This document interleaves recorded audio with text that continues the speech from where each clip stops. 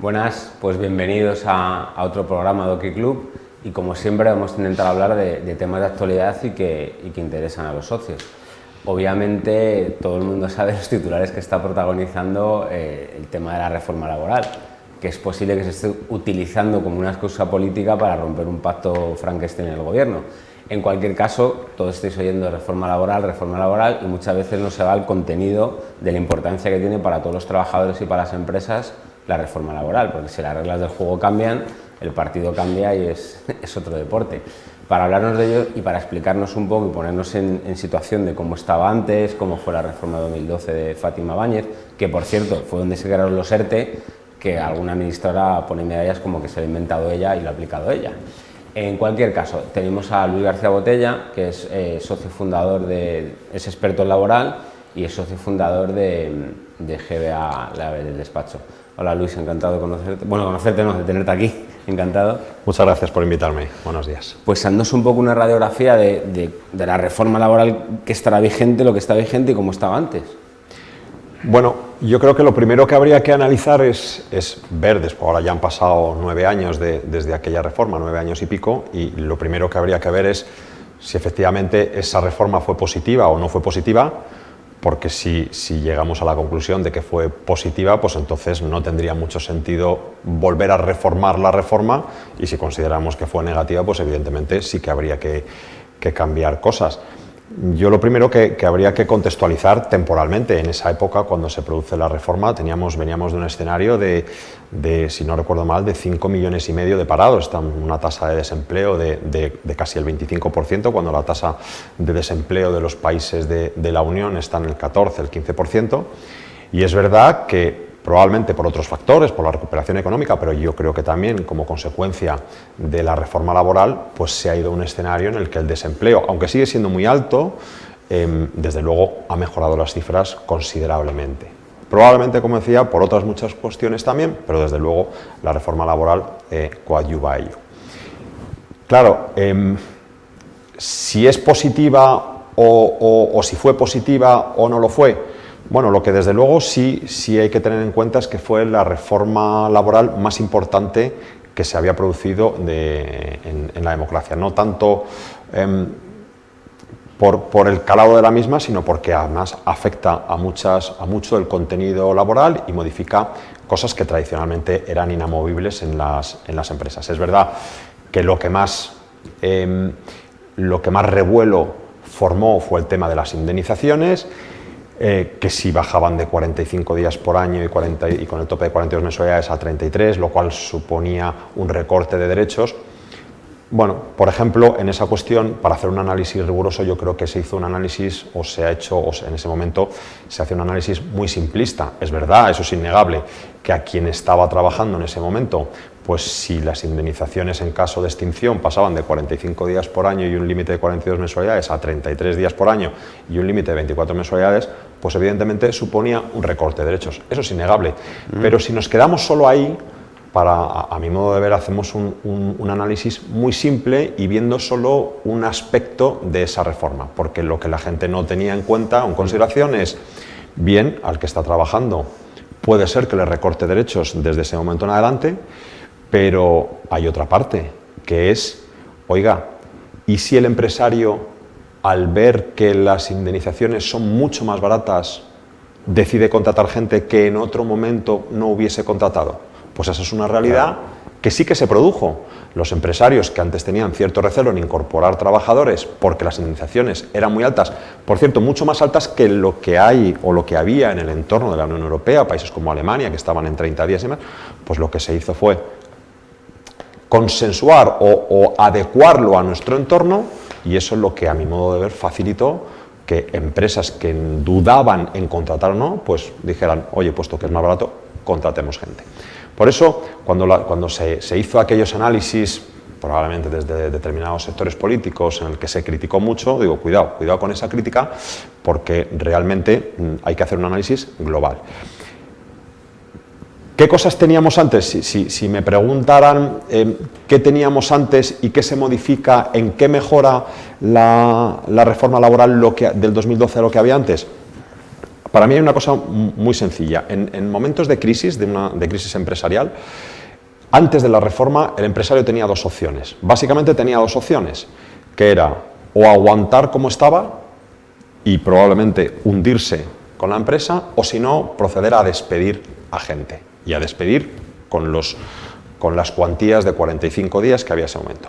La reforma laboral, a mi modo de ver, lo que hace es que dota a los empresarios de una serie de mecanismos, de resortes, de palancas que permiten mucha flexibilidad dentro de la propia empresa, movilidad funcional, movilidad geográfica, posibilidad de redistribución de las horas, es decir, permite que no esté tan encajonado los trabajadores en sus categorías profesionales, porque de hecho es una de las cosas que desaparece, y permitir que un trabajador pueda no solo hacer lo que venía haciendo tradicionalmente, sino que dentro de su grupo profesional pueda hacer otras cosas, lo cual dotaba al empresario de esos mecanismos de flexibilidad cuando las circunstancias de la empresa cambian. Y hay que recordar que en esos momentos pues, las situaciones de las empresas eran cambiantes casi cada día como consecuencia de la crisis, donde había que ir adaptándose permanentemente a esas cosas. ¿Qué había qué cuatro grandes bloques modifica la reforma laboral?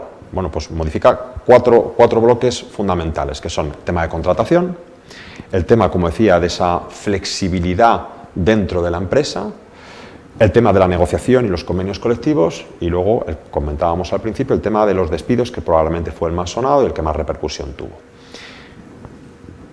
En materia de contratación, lo que es innegable es que, por ejemplo, se establece un nuevo tipo de contrato indefinido para personas entre 16 y 30 años en empresas de menos de 50 trabajadores que tienen unas bonificaciones tremendas, tanto en seguridad social como en materia fiscal, lo cual, a mi modo de ver, lo que hacía era facilitar la incorporación de toda esa bolsa de jóvenes desempleados, facilitar el acceso a un trabajo más o menos digno y con unas condiciones de empleabilidad, pues yo creo que bastante razonables. Empezando porque los contratos eran indefinidos. Bueno, pues eso, evidentemente, esa reforma o esa inclusión de ese tipo de contratos, a mi modo de ver, lo que hace es facilitaba todo ese acceso. Se modificaron también los contratos formativos y el aprendizaje. Se eliminaron muchas barreras que impedían a los empresarios utilizar ese tipo de contratos y, evidentemente, esos contratos formativos para dar salida a toda esa bolsa también de trabajadores jóvenes que habían hecho una formación profesional, que no podían adquirir esa experiencia que luego les lanzase a unas posiciones mejores dentro del mercado laboral, al flexibilizar esos contratos formativos, esos contratos de aprendizaje, pues evidentemente permitió también esa incorporación, dotarles de esa experiencia, que es uno de los hándicaps que tenemos en España en cuanto a la posibilidad de incorporación, que la gente sale poco formada y desde luego sin experiencia. Bueno, pues eso también se producía. Y luego, en materia de contratación, por no entrar en mucho detalle, también una serie de bonificaciones en seguridad social, de otro tipo de contratos que favorecían o permitían al empresario incorporar a personal, bueno, pues unas condiciones más beneficiosas que antes de la reforma. Como decía antes, el tema de la flexibilidad.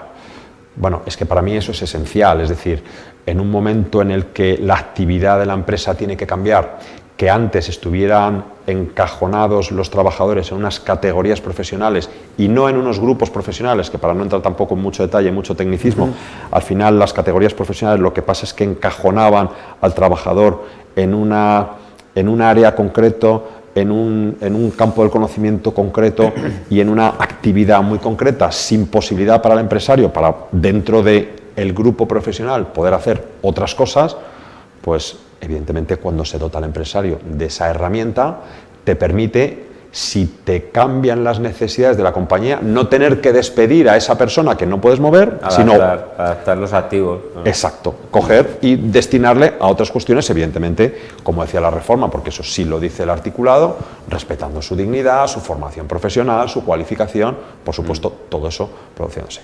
Pero también se producían o se dotó de otro tipo de herramientas. Por ejemplo, lo que decíamos antes, si tú querías hacer una distribución irregular de la jornada, tenía que haber un acuerdo entre empresa y representación de los trabajadores, y en caso de que no se produjera ese acuerdo, no se podía llevar a cabo.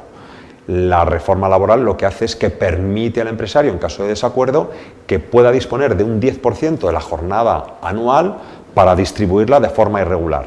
De modo y manera que si tengo una demanda de mis clientes que en momentos puntuales requiere que tenga que hacer una jornada más amplia un día y más corta otro, me permitía poder atenderlos sin que por eso se alteraran o se alteren los derechos de los trabajadores, sin necesidad de tener que contratar a gente para a lo mejor hacer 2 horas o sin tener a la gente haciendo horas extraordinarias que probablemente pues, de manera abusiva y demás. Bueno, pues con esa herramienta también se permitía o se permite esa cuestión. Y luego, bueno, pues otras que van en el mismo sentido. Sí, pero me dejan muy técnicas. Pero los ERTE, por ejemplo, sí que se introdujeron aquí, ¿no? Sí, ahora iré a eso, porque eso enlaza también un poco con el tema de la cuestión de los despidos. Porque ahí sí que se ha producido una modificación muy importante en cuanto a autorizaciones de la Administración, en cuanto a causas que deben concurrir o no deben concurrir, a eliminación de la subjetividad en cuanto a la valoración de las causas. Claro, es que en el ámbito político siempre se está diciendo como que se limitaron derechos y prácticamente como que había despido libre, cuando a lo mejor era al revés, ¿no? Que yo sepa, se quitó el despido express, se metió los ERTE, entonces para que la gente también lo entienda. No es que se quitasen o se metiesen los ERTEs, sino que en todas las extinciones de carácter objetivo y en los ERTEs, que por cierto, esa reforma laboral que tanto fue criticada, si no la hubiésemos tenido en la época de pandemia, hubiese supuesto un problema tremendo para las empresas, porque si nos acordamos en el mes de marzo del año pasado, cuando se produce el confinamiento, la avalancha de solicitud de ERTEs de las empresas por fuerza mayor o por causas económicas, técnicas, organizativas o productivas, fue una avalancha tremenda que si hubiéramos estado con la legislación anterior hubiésemos tenido un problema muy serio para poder aplicarlas. ¿Por qué? Porque lo que hace la reforma laboral es que elimina la autorización de la Administración, es decir, de la autoridad laboral. ¿Qué significa eso? Con la legislación anterior tú solicitabas un expediente de extinción colectiva o un expediente de regulación temporal y tenía que ser autorizado por la Administración, por la autoridad laboral. Se elimina esa autorización, permitiendo al empresario que en caso de no llegar a un acuerdo o en caso de discrepancia con la representación de los trabajadores puedas aplicar las medidas que tú entiendes necesarias, eso sí, sometido siempre a un control jurisdiccional, que eso no se elimina. Evidentemente, si se entendía y si se entiende que esas medidas que están adoptando no son legales o que conculcan alguna norma, por supuesto, sigue existiendo el control jurisdiccional. Pero al eliminar la autorización previa de la Administración, se flexibiliza, se dinamiza y permite a la empresa tomar la medida ahora, que es cuando lo necesito. Porque esto es como el que se está ahogando. El que se está ahogando necesita el oxígeno cuando se está ahogando, no 10 minutos después. 10 minutos después ya no te vale para nada. Y esto pasa igual. Si yo tengo que esperar a la autorización administrativa, probablemente cuando llegue lo que estoy ya es en concurso de acreedores y ya no me valía. Si es lo que pasa en el mundo económico empresarial y los autónomos te dicen eso, y los emprendedores, que el problema de España es precisamente la administración y por una cosa que se liberaba, ahora lo quieren volver a quitar. Pues cuéntanos un poco qué puede pasar ahora, porque estamos en plenas negociaciones, quieren hacer cambios y eso a la gente, ¿qué le puede suponer? Bueno, desde luego, si tal y como se establecían esos pactos de gobierno entre PSOE y Podemos, que fueron públicos, ¿no?, en el que el compromiso era la derogación íntegra de toda la norma, si la derogación íntegra lo que implica es volver al sistema anterior, creo que estamos en una regresión importante, que va a volver a dotar de una rigidez extraordinaria a las empresas, que va a impedir ese dinamismo a la hora de contratar, a la hora de las movilidades internas, pues que nos va a volver con esa rigidez a tener que tomar decisiones mucho más drásticas, porque me eliminan esos resortes, esas palancas que ahora me permitían no tener que despedir en caso de crisis. Si vuelvo a lo anterior, pues me abocan a o me hundo con mi crisis y con mis trabajadores, o no me queda otra que despedirles. Se está hablando también de una modificación importante en el tema de contratación, de la supresión del contrato para obra o servicio determinado, para todos los sectores. Uno de los caballos de batalla de la negociación, según se ha podido saber, es que se va a limitar o se quiere por parte del Gobierno, o por lo menos de un sector del Gobierno, limitar la temporalidad en las empresas a un máximo del 15%. Bueno, a mí esa medida no me parece ni bien ni mal en según qué sectores, pero pensemos, por ejemplo, en la agricultura. ¿Cómo en la agricultura vas a poder tener nada más un 15% de temporalidad cuando es evidente que la actividad agraria requiere mucha temporalidad? Porque el cítrico, la aceituna, la fresa tienen unos periodos de recogida muy puntuales y muy limitados en el tiempo. Si yo para ese periodo no puedo contratar a gente por obra o servicio o con una temporalidad porque me excedo del límite del 15% de mi plantilla, ¿qué hago? ¿Contrato a 200 personas para recoger, por ejemplo, la naranja y el limón? Y cuando acaben esos 10 días, ¿qué hago? ¿Me los quedo? ¿Los despido? ¿Hago un ERE? Es imposible. Lo mismo pasa en el sector de la construcción. En el sector de la construcción, sobre todo de obra pública, donde tienes obras o servicios determinados vinculados a esos contratos que se tienen con la administración, por ejemplo, yo qué sé, para el mantenimiento de carreteras, para la realización de una obra pública muy concreta, el arreglo de una carretera, si me impiden también tener ese tipo de contratos y me obligan a tenerlos indefinidos, ¿qué hago cuando me quedo sin esa obra? Bueno, incluso hostelería, tienes un pico que a lo mejor con el 15% no llegas a cubrir en verano un chiringuito de una playa, es que no tiene sentido. Semana Santa o incluso los fines de semana, que es que necesito, si no me deja usted tener, bueno, me dice, no, usted puede tener fijos discontinuos, sí, bueno, sí, pero es que eso no arregla el problema, o sea, la cualidad de fijos discontinuos, porque evidentemente, por ejemplo, y vuelvo al tema de la agricultura, es que cada campaña es distinta, es que hay campañas que son muy buenas y hay campañas que son muy malas, y hay campañas que a lo mejor puedo cubrir con fijos discontinuos, pero hay veces bueno, pues que yo entiendo que no es una herramienta válida.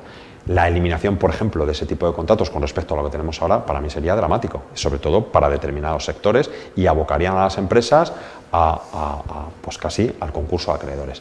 No quiero ya ni contar si volvemos al escenario anterior de volver de los 33 días a los 45, o cuestiones como eliminar según qué otro tipo de contratos o según qué tipo de bonificaciones a determinado tipo de contrataciones. Para mí sería dramático. Es que lo que has dicho antes, que aquí hemos tenido a Lorenzo Amor de ATA, por ejemplo, hemos tenido a patronales de microempresas, y te decían eso, que es el mito de que el empresario es el gordo del Monopoly y que es un extorsionador. No, es que si le ahogas con el salario mínimo interprofesional, como dices tú, pues en vez de contratar a 4, te voy a contratar a 2. Punto. Pues con los despidos igual, si me lo subes a 45... Evidentemente el salario mínimo interprofesional pues tiene que ser un salario que sea digno para las personas y más, pero también hay que contextualizarlo en cada momento, tiene que ser, o hay que estudiar el momento económico del país para saber si puedo o no puedo subirlo.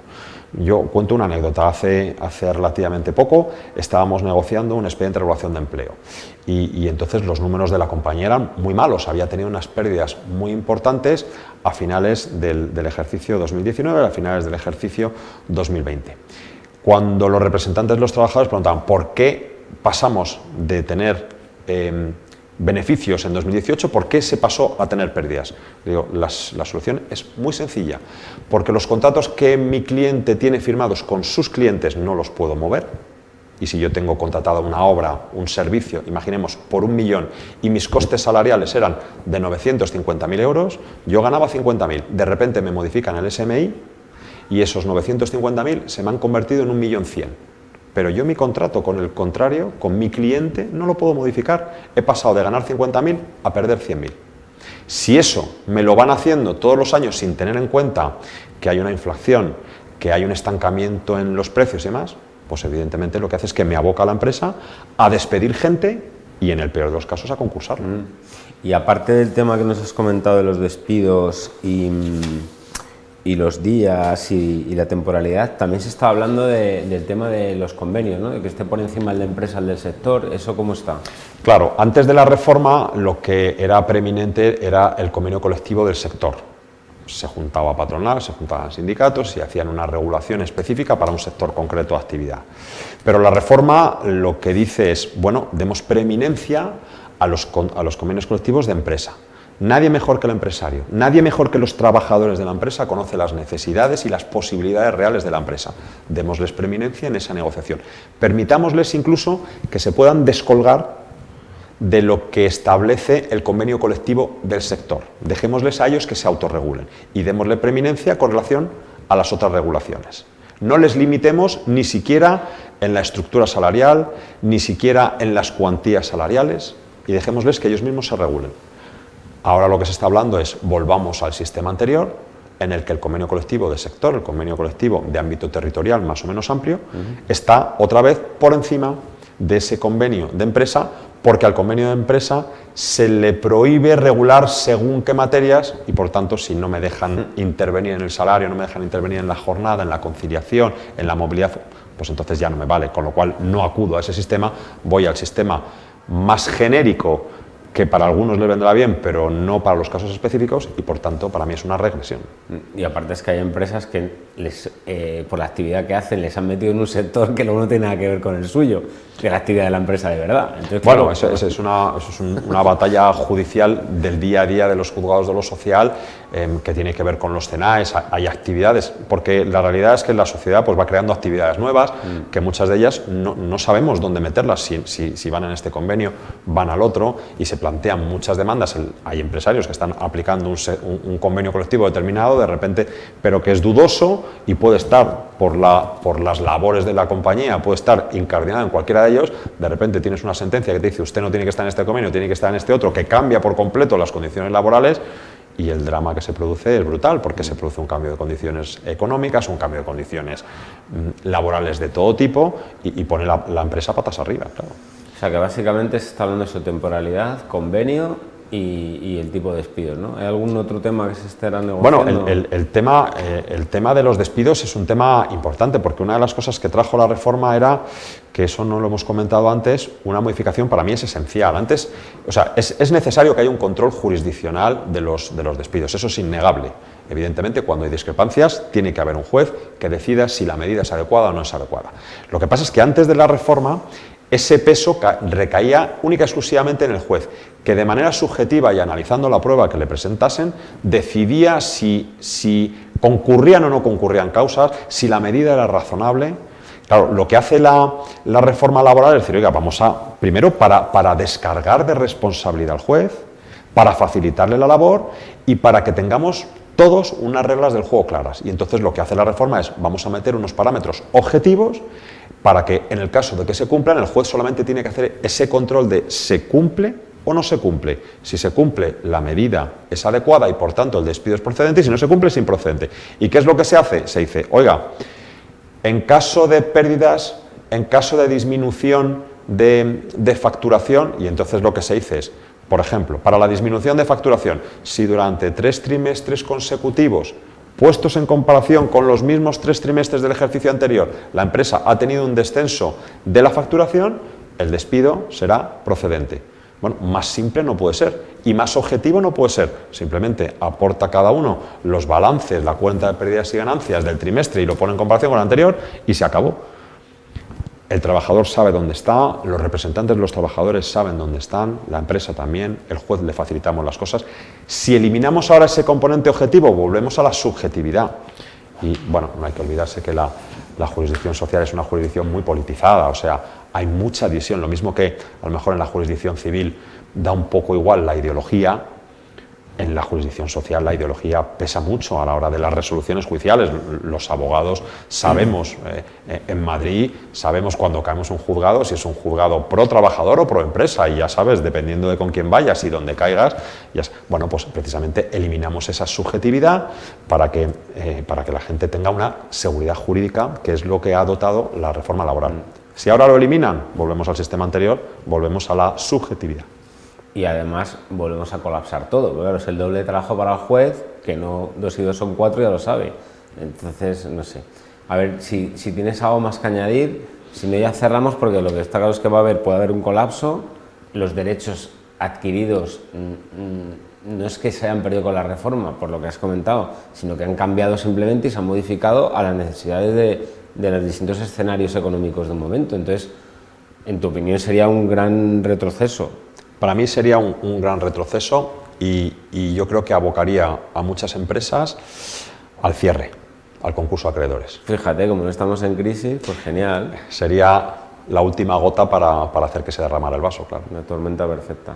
Bueno, pues espero que os hayan resuelto algunas dudas que tengáis. No obstante, volveremos a preguntar con estos temas si vuelve a la actualidad y si la reforma sigue adelante y se cambia. Consultamos bien con Luis, bien con algún socio de GBA Label que nos pueden atender y contestar todo esto, y cualquier duda que tengáis sabéis que podéis en la web enviar mensajes y ya está. Así que muchas gracias, Luis, y a ver qué pasa próximamente, porque estamos todavía ahí, si la política, porque a lo mejor imagínate que hay una crisis de gobierno, se rompe todo como ha pasado en Portugal y de repente no hay derogación, entonces veremos a ver. Pues muchas gracias, Luis. A vosotros, muchas gracias.